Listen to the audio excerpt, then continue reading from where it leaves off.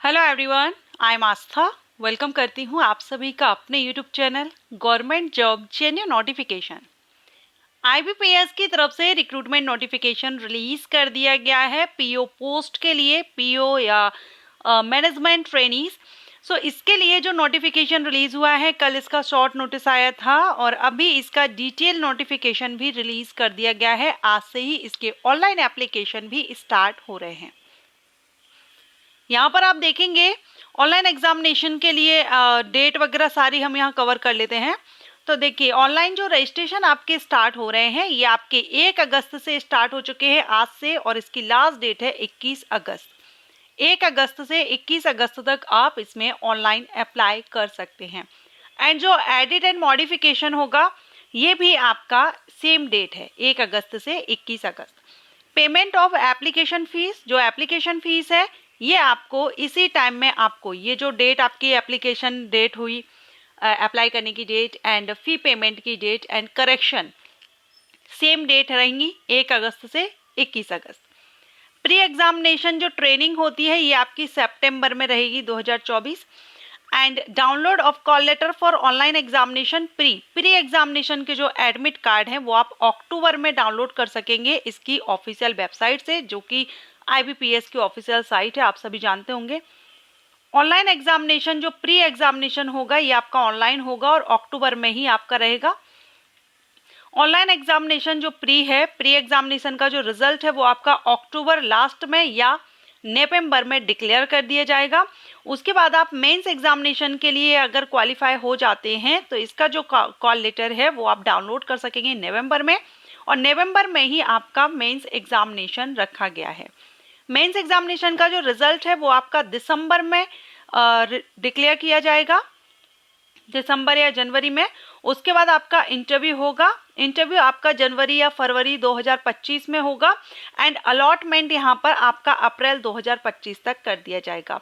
सो ये यहाँ आपका जो सिलेक्शन प्रोसीजर है वो pre examination, mains examination and interview, ये 3 फेजेस में आपका रहेगा, जिसमें आपकी फाइनल जो मेरिट है वो मेंस एंड इंटरव्यू के बेस पर बनती है। प्री एग्जामिनेशन आपका क्वालिफाइंग नेचर का रहता है, जिससे कि आप आगे की जो नेक्स्ट स्टेज है मेंस एग्जामिनेशन उसके लिए एलिजिबल हो जाए। ओके, सो ये इंपॉर्टेंट डेट्स हैं, इंपॉर्टेंट डेट्स को हमने कवर किया। इसके बाद हम इसकी डिटेल देखेंगे। सबसे पहले हम यहाँ पर बैंक देखेंगे, कौन कौन सी बैंक हैं जो पार्टिसिपेट कर रही हैं। पार्टिसिपेट मीन्स कौन कौन सी बैंक हैं जिनमें आपकी भर्ती की जाएगी इस एग्जामिनेशन के थ्रू। Bank of Baroda, Canara bank, Indian overseas bank, UCO bank, bank of India, central bank of India, Punjab national bank, union bank of India, bank of Maharashtra, Indian bank, Punjab and Sindh bank. ये बैंक्स हैं जिसमें आपकी भर्ती की जाएगी इस एग्जामिनेशन, इस रिक्रूटमेंट के थ्रू। एलिजिबिलिटी क्राइटेरिया में सबसे पहले तो इंडियन सिटीजन इसके लिए एलिजिबल है। आप किसी भी स्टेट से बिलोंग करते हो या आप सब्जेक्ट ऑफ नेपाल और भूटान, ये भी यहाँ पर एलिजिबल है। बाकी आप तिब्बत रिफ्यूजी जो हैं उनके लिए यहाँ दिया गया जो 1 जनवरी 1962 से पहले। ओके, एंड कुछ ऑप्शंस आपको यहाँ पर भी मिल जाते हैं। अगर हम इंडियन के लिए देखें तो आप किसी भी स्टेट से बिलोंग करते हो और आपने किसी भी स्टेट से ग्रेजुएशन किया हो किसी भी सब्जेक्ट में, एनी ग्रेजुएट कैंडिडेट यहाँ पर एलिजिबल है, अप्लाई कर सकते हैं। एज यहाँ पर 20 से 30 साल रखी गई है, 20 to 30 year, minimum 20 and maximum 30 year for unreserve categories के कैंडिडेट के लिए। रिजर्व कैटेगरीज के कैंडिडेट को रिलैक्सेशन दिया जाएगा।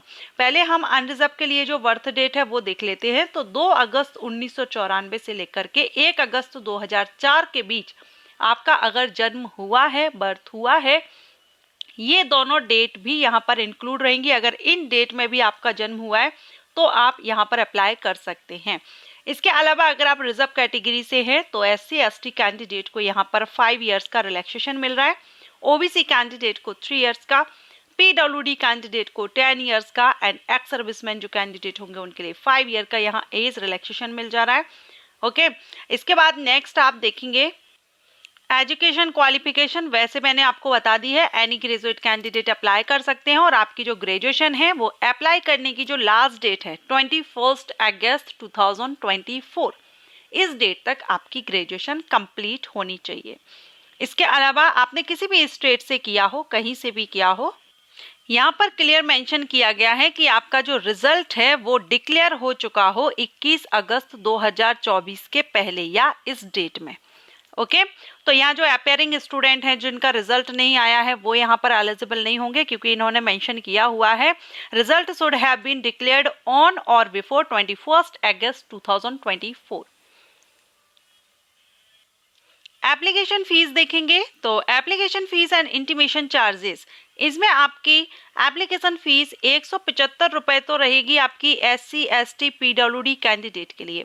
बाकी जितने भी कैंडिडेट हैं, general candidate, OBC candidate, EWS candidate, सभी कैंडिडेट के लिए 850 रुपए यहाँ पर रहेगी एप्लीकेशन फीस, सिर्फ SC ST and PWD candidate को छोड़ करके। सिलेक्शन एग्जामिनेशन देखें अगर हम, तो यहाँ आपका जो एग्जामिनेशन है प्री एग्जामिनेशन होगा। पहले प्री एग्जामिनेशन आपका ऑब्जेक्टिव टाइप रहेगा। ऑब्जेक्टिव टाइप मींस इसमें एक क्वेश्चन के 4 ऑप्शन दिए जाएंगे या 5 ऑप्शन, जो सही होगा वो आपको टिक करना होगा। प्री एग्जामिनेशन में आपका English language, quantitative aptitude, reasoning ability, quantitative aptitude and reasoning ability से 35 क्वेश्चन होंगे और इंग्लिश लैंग्वेज से 30 क्वेश्चन आएंगे। Total 100 question 100 marks, it means each question 1 mark.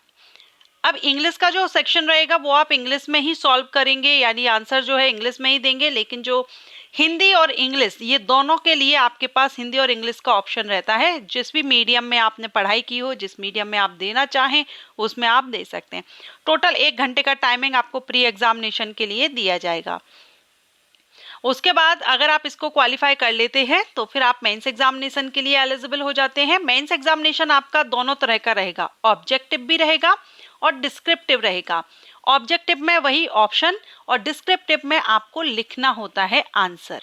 ठीक है, अब कैसे होगा, तो इसमें reasoning, computer aptitude, general economic, banking awareness, English language, data analysis, interpretation, इस तरह से क्वेश्चन आपका जो रीजनिंग और कंप्यूटर से 45, जनरल जो आपका रहेगा इकोनॉमी बैंकिंग उससे 40 और इंग्लिश लैंग्वेज और डाटा एनालिटिक्स से 35।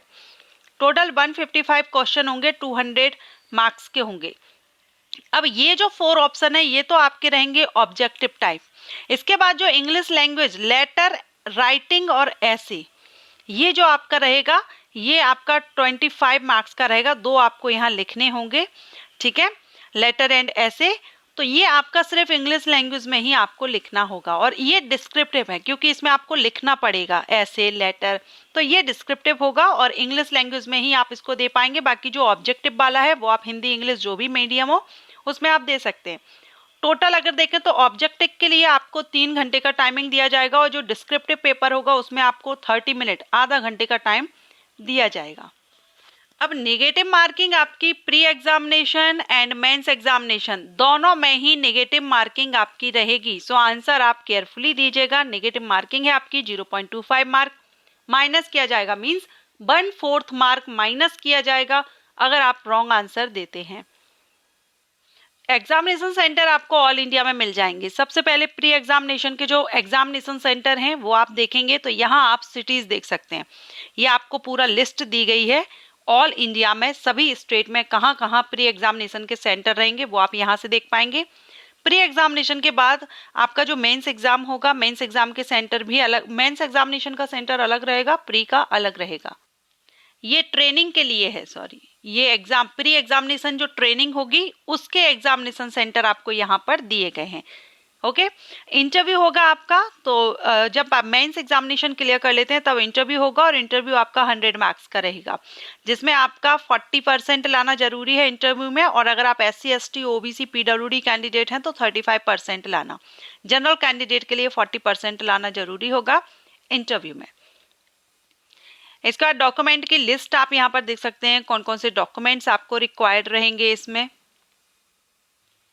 टोटल वैकेंसी आप यहाँ पर देख सकते हैं बैंक वाइज। यहाँ पर जिस बैंक में वैकेंसी अभी हमने देखे थे पार्टिसिपेट बैंक, एंड यहाँ पर किस बैंक में कितनी वैकेंसी है, किस कैटेगरी के लिए, वो आप यहाँ पर पूरा देख सकते हैं। ओके, तो ये टोटल अगर देखें तो 4455 टोटल वैकेंसीज हैं। कैटेगरीज वाइज ये लिस्ट आपको दी गई है। इसके बाद आप यहाँ पर एग्जामिनेशन सेंटर देखेंगे। ये जो एग्जामिनेशन सेंटर आप देख रहे हैं, ये प्री एग्जामिनेशन के लिए सेंटर दिए गए हैं और ये मेंस एग्जामिनेशन के लिए सेंटर दिए गए हैं। तो आप अपने स्टेट के अकॉर्डिंग यहाँ पर सेंटर देखेंगे। सभी स्टेट में आपको सेंटर मिल जाएगा।